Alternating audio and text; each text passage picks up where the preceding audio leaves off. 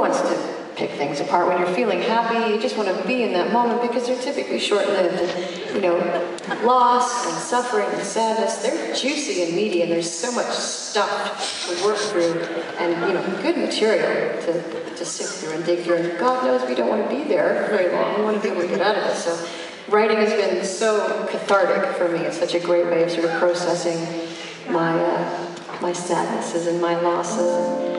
This next one is particularly depressing, actually. It's about making the same stupid mistakes over and over, and not being able to rise above and figure it out, and but still always hopeful. We all love a story of redemption, so we're always hopeful for that. Yeah. I know. Sucker for it. Heaven bent to take my hand and lead me through the long waiting nights to a long and painful fight. Truth be told, I tried my best somewhere along the way. I got caught up in all there was to offer. So much more than I can bear. Though I've tried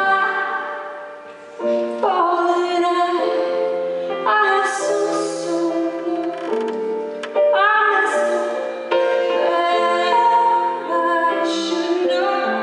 So don't come around, tell me I told you so.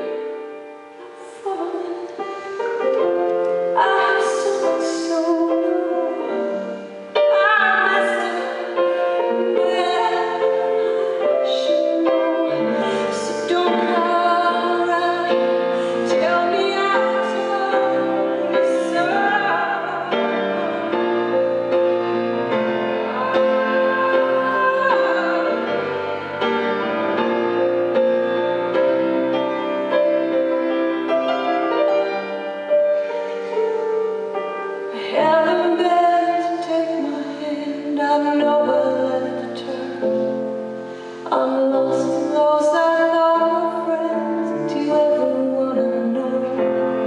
All eternal nights embarrassed, pretend that they don't see.